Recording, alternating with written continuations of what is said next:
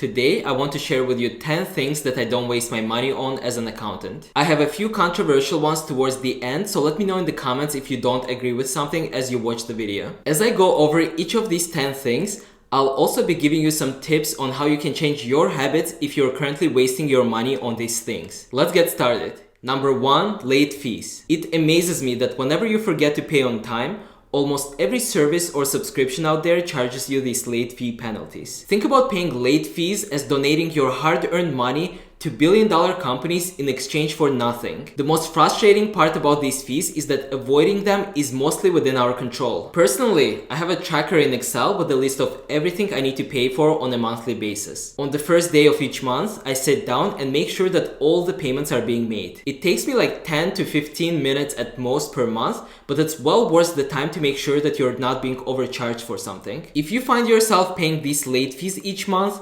consider having a tracker like mine to make sure that you're not relying on your memory alone. Another idea is to set up automatic payments whenever possible. Just make sure that the bank account that you connect your payments with has enough balance to cover these upcoming payments. Lastly, you can usually call these companies and negotiate the date that they charge you based on when you expect to get paid. And sometimes, even after they charge you with late fees, calling them and asking them nicely to remove them can usually do the job. But this only works once or twice. They'll not be forgiving you late fees if that happens to you every month. Number 2, extended warranties. You've probably seen all the memes like these ones about the car extended warranties. Many businesses push hard to sell you extended warranties when you purchase electronics, appliances, and even cars. They make it sound like you absolutely need that extra coverage to protect your investment. In most cases, the extra coverage is not worth your money. Statistically speaking, most companies rely on the fact that you'll never use their warranty, and that's because their product is not meant to break within their offered warranty period. Instead of spending your money on extended warranties,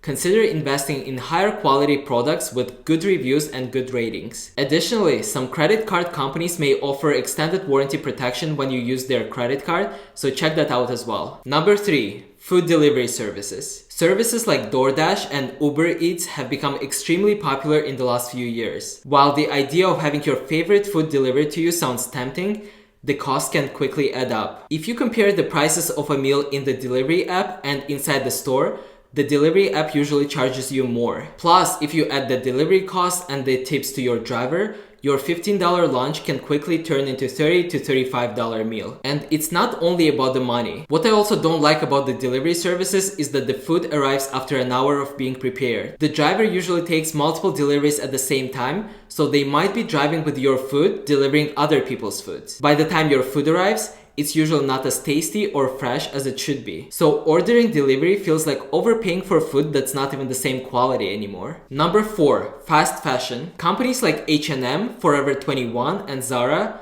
are extremely popular because of their trendy and affordable clothing. But their clothes usually sacrifice quality for affordability. As a result, their products usually lose their shape, color, or even fall apart after a few washes. Buying more expensive items can save you money in the long term because you don't have to change them as frequently. But it's also incorrect to assume that all expensive clothes are made with the highest quality in mind. Make sure to conduct your research when looking for clothing companies next time. Number 5, unused or forgotten subscriptions. Have you ever signed up for a subscription online and then completely forgot about it? It happens to the best of us. Go to your bank account right now and see if you can spot any mysterious charges. It turns out that those 7-day free trials that you see everywhere can really trick you in the end. To avoid these charges, each month I usually sit down and go over my bank statements. And whenever I sign up for a 7-day free trial, I usually put a reminder on my phone on day 6 to remove the subscription if I didn't like the app. So if you also want to avoid being charged for monthly subscriptions,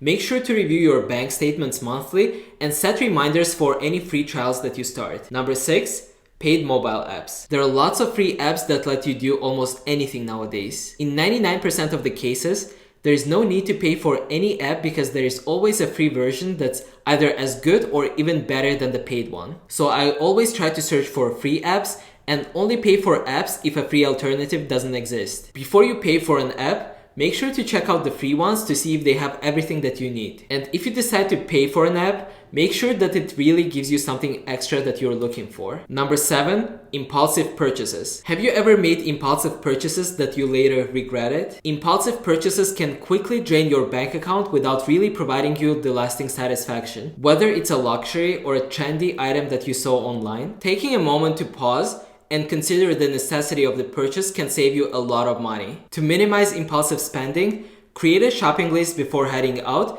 and stick to the list. Also, delay any major purchases by a day or two to give you enough time to think about whether or not you truly need the item. This simple habit can prevent regrettable impulsive purchases. Number 8, professional car washes. One expense that I decided to cut back on is professional car washes. While the convenience of having someone else clean your car may seem appealing, the cost can quickly add up. Many car wash services charge a significant amount for a single car wash, and if you choose additional services like waxing or interior cleaning, the final charge will be even higher. Additionally, there is a common concern that car washes can usually scratch your car. The brushes and materials that they use may not be as clean or gentle as they claim to be, which can lead to scratches and potentially devalue your car. Personally, I've chosen to start washing my car myself in front of my house as seen on this picture. Not only does it save me money, but I also find the process to be relaxing. If you're also concerned about the potential scratches to your car from professional car services, or want to save money on this recurring bill, consider buying some good car cleaning products and giving the car washing a try. You might also find it as a satisfying and a cost-effective alternative to traditional car washes. Number 9, lottery tickets. The idea of winning a lot of money with lottery tickets is exciting, but it's really challenging to win. The probability of a Powerball jackpot is 1 in 292 million,